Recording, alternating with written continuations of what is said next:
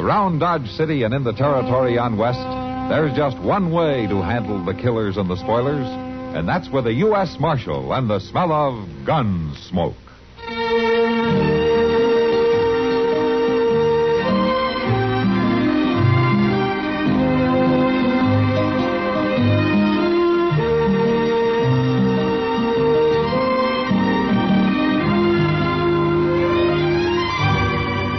Gunsmoke, starring William Conrad, the story of the violence that moved west with young America, and the story of a man who moved with it.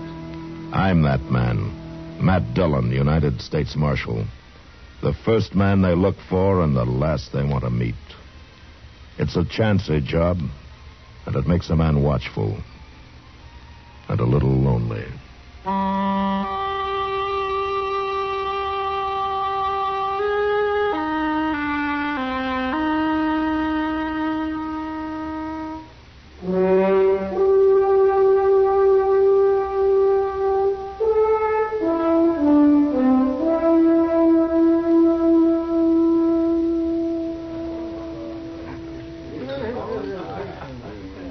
There he is, Matt. That's Harry Pope at the bar there. Little short fella? Oh, yeah. Where did you tell me he's from, Kitty? Boston, or near there. Oh, he's a long way from home. Well, he told me his wife died and he wanted to move someplace else. So he came out here about 4 months ago and built himself a little sod hut out in the prairie. Planted some corn, and he's trying to raise a few pigs. That's all. Uh-huh. And you say he's scared to death, huh? Yeah, that's what he told me. Well, maybe it's all in his head. Come on, Matt. Walk over with me, huh? Okay.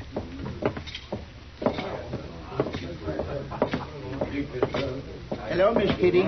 This is Marshal Dillon, Harry Pope. How are you, Mr. Pope? Well, nobody ever called me Mr. Marshal. No? All right. Kitty here tells me that you've been kind of worried lately. Well, it's the Indians, Marshal. They come scratching around at night, and they hoop and holler some, too. Oh? Tell me, do they do this every night? No, sir, but maybe once a week they do. Uh-huh. What makes you think they're Indians? Well, I can hear them, that's why. I've got a good stout door, or they'd have been in on me long ago. Look, Harry, if what you've been hearing was Indians, you'd have been done for a long time ago.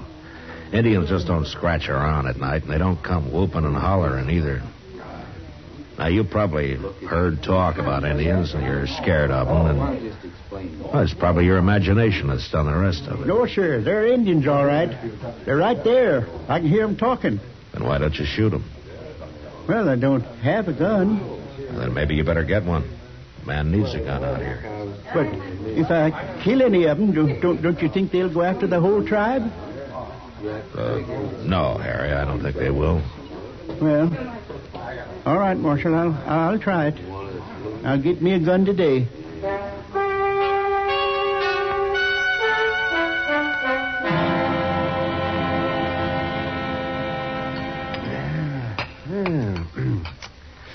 Say, I nearly forgot, Matt. Chester said not to wait for him. He'd have supper later. No, what's he doing, Doc? He's talking. Talking? To a girl, Matt. A pretty girl, too. And he was doing all the talking when I left. She just stood there, shaking her head. Smart girl.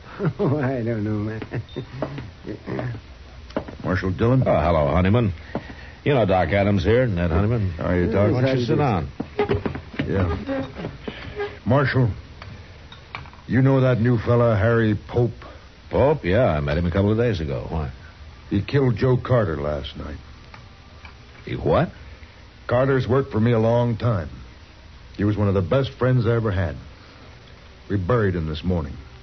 What, did they have a fight? Pope shot him in cold blood, that's all. Out near that hut of his. Blasted Easterner. I'm looking forward to seeing him hung. Were you there, Honeyman? No, Earl Brandt was there. He brought Joe's body back to the ranch. Brandt works for you, too, doesn't he? Yeah, but not as long as Joe. Now tell me what happened. I did. Pope murdered Joe Carter. They were riding by that dirty little sodbuster's hut last night, and he come out and shot Joe and killed him. Maybe it was a mistake, Honeyman. You don't kill men by mistake, Marshal. Now, are you going to arrest him? Well, I'll ride out there first thing in the morning.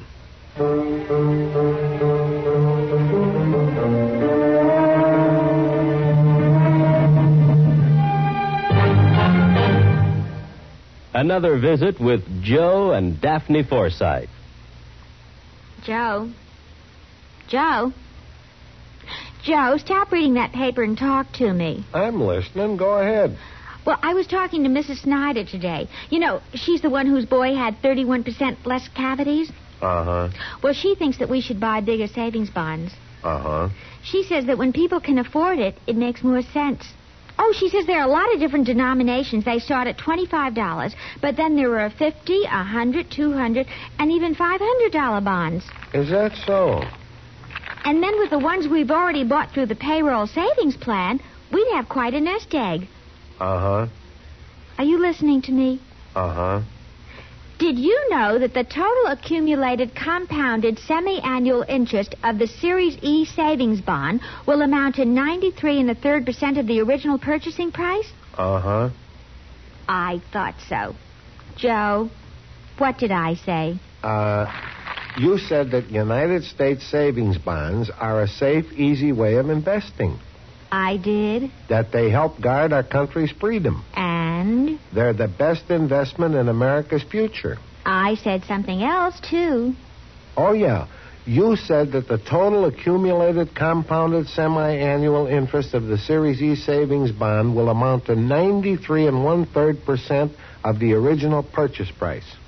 Well, now, how did you do that? Husband's trade secret.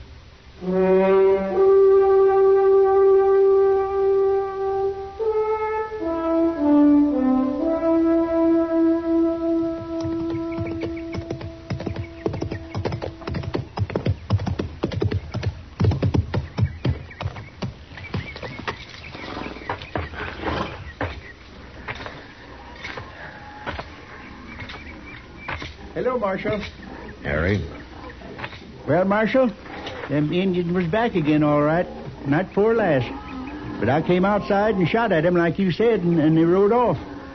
I just hope the whole tribe don't come after me now. Harry, how many Indians were there? Just 2. That's all I saw, anyway. And you say you shot at them. Did you hit them? And I couldn't tell. It was too dark. I tried to, though. Tell me what happened, huh? Well, sir, I heard him just like before, but this time they put a couple of shots in my hut there. I opened the door a little, and I heard one riding off right over that way. I took a couple of shots at him, and then the other one started shooting at me from somewhere, so I ducked inside again and waited. But they didn't come back. They weren't Indians. Well, you always keep saying that, Marshal, but I know better. They were 2 men who worked for Ned Honeyman. One of them, Joe Carter, you killed. Earl Brandt was the other man. He took Carter's body back to the Honeyman Ranch. Oh, my. I'm afraid you made a bad mistake, Harry. Oh, but how'd you know about this, Marshal? Ned Honeyman told me. Well, he could be lying. No, Honeyman has his faults, but lying isn't one of them.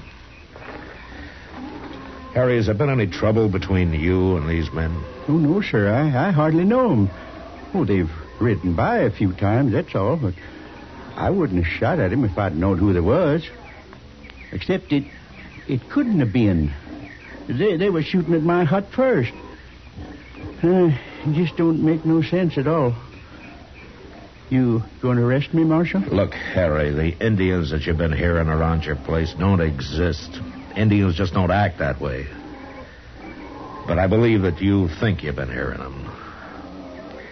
Now, maybe it's getting worse with you, and so the other night you heard those men riding by and you just started shooting. You think I'm crazy, don't you? Well, I don't think you intentionally murdered Carter, if that's any help. Then you ain't going to arrest me? No, I'm not. Not now. I'm going to talk to Brandt and Honeyman. But in the meantime, don't get scared and try to run, Harry. Because you wouldn't get very far. All right, Marshal.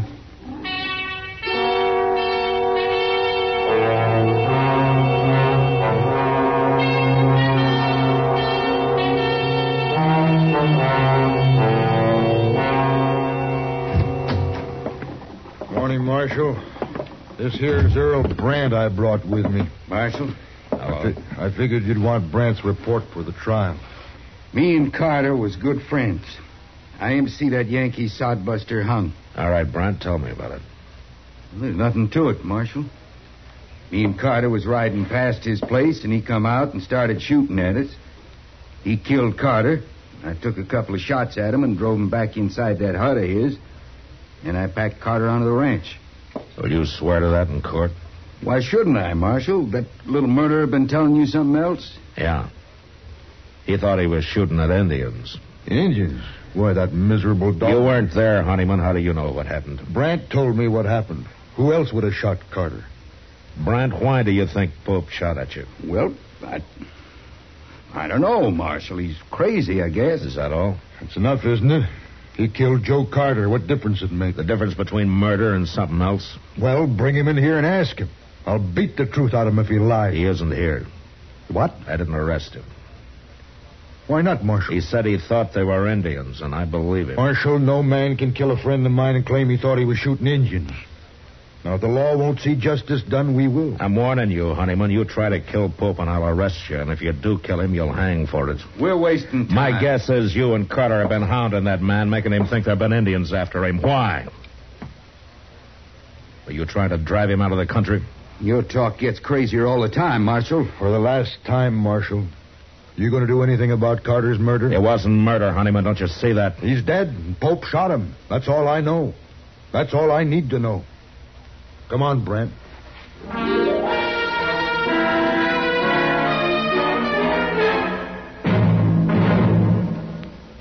Another visit with Joe and Daphne Forsythe. Hey, honey, I'm home. Daphne. Drop dead. Uh-oh, what's the matter, honey?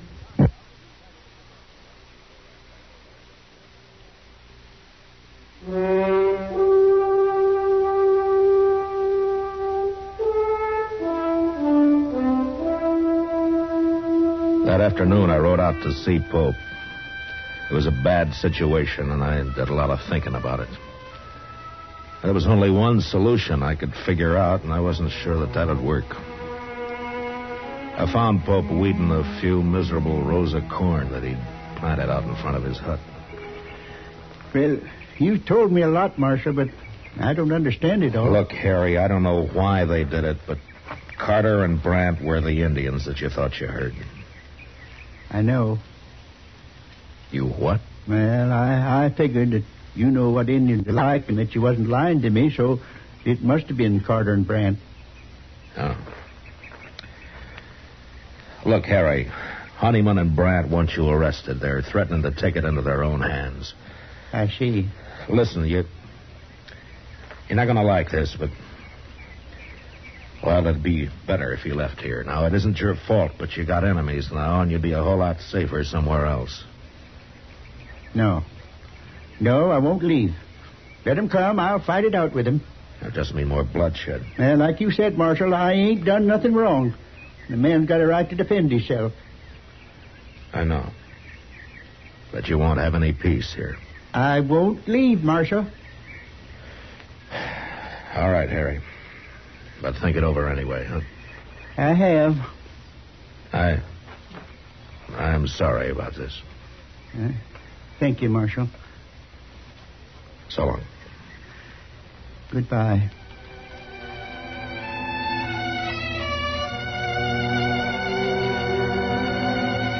Pope went back to weeding his corn, and I rode off past his little hut and around the narrow bluff he'd built it against.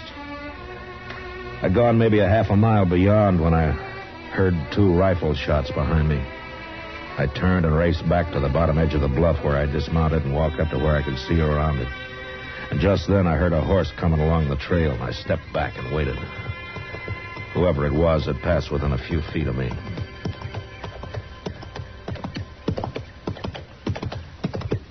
Brian, hold it! Don't shoot. Just keep your hands up.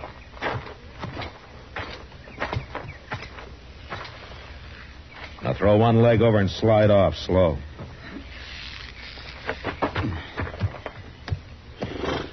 How long you been here, Marshal? Turn around.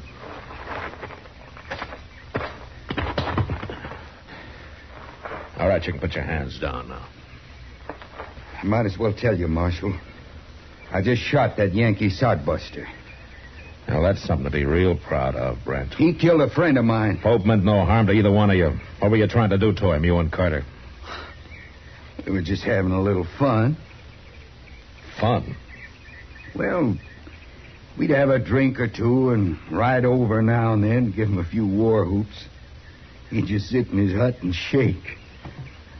One night I sneaked up to the door and I could even hear him crying inside. He was sure scared that time. Well, that must have been a lot of fun. Not as much as next day when we'd ride back and hear all about how the Indians was after him. Yeah. He'd been all right if he hadn't gone and bought himself a gun. I advised him to. You did? I'm sorry if I spoiled your fun, Brent. Carter's dead because of you. Does Honeyman know about this? I told him I was going to get Pope, is all. And he agreed? Well, he just said he sure hoped somebody'd get him. All right, Brent, let's go bury him. I ain't gonna bury him. Let him rot. Brent, you'll bury him or I'll bury both of you. Now, you take your choice. Sure.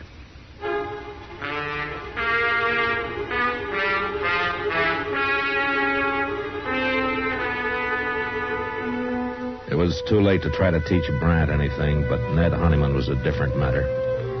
I wanted to be sure he understood what really happened. Otherwise, he'd spread the word against me and against the law, and there were a lot of men who'd be glad to listen to him. We buried Pope near his little hut and then rode on into Dodge.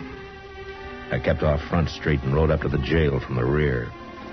Chester told me Honeyman was up at the Long Branch. So after Brant was locked up, I went on to the saloon.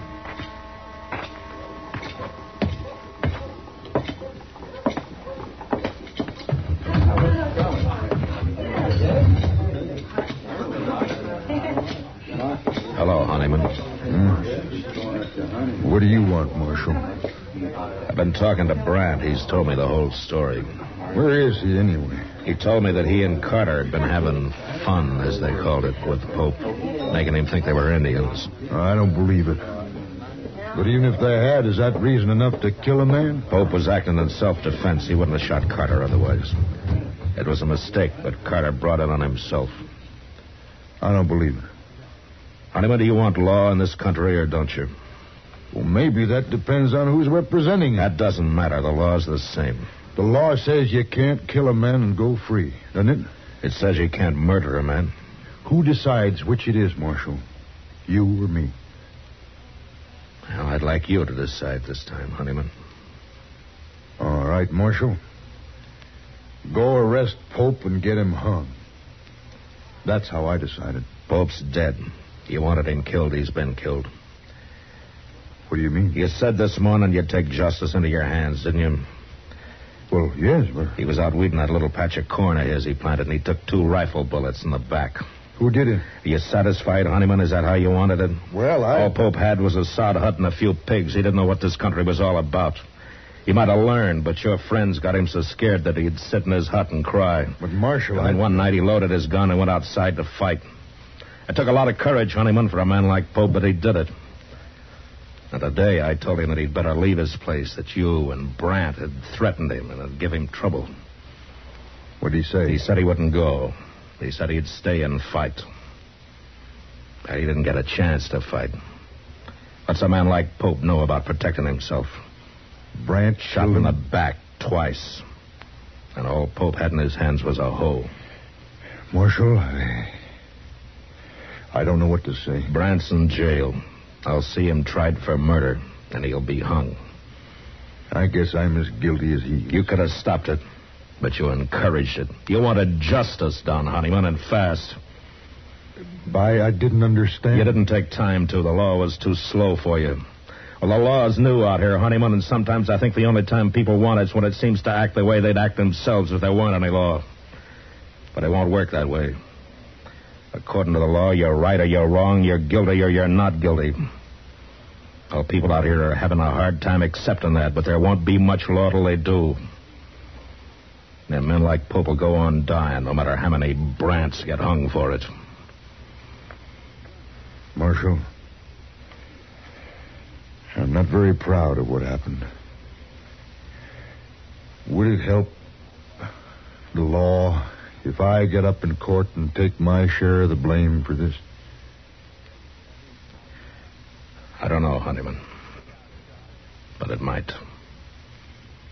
Then I'll do it. Good. Good night, Marshal. Good night, Honeyman.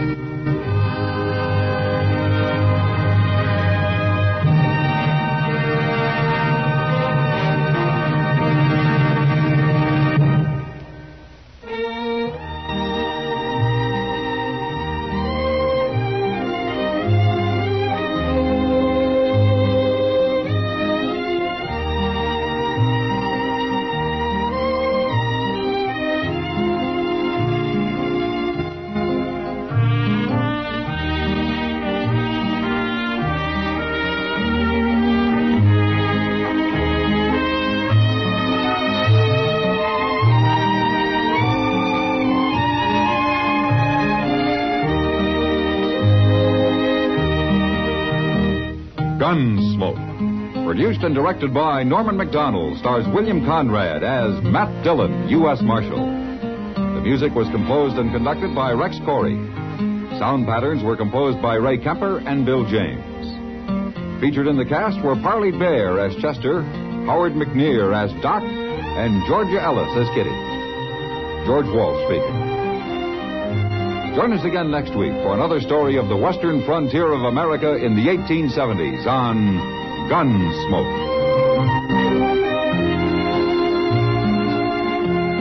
This is the United States Armed Forces Radio and Television Service.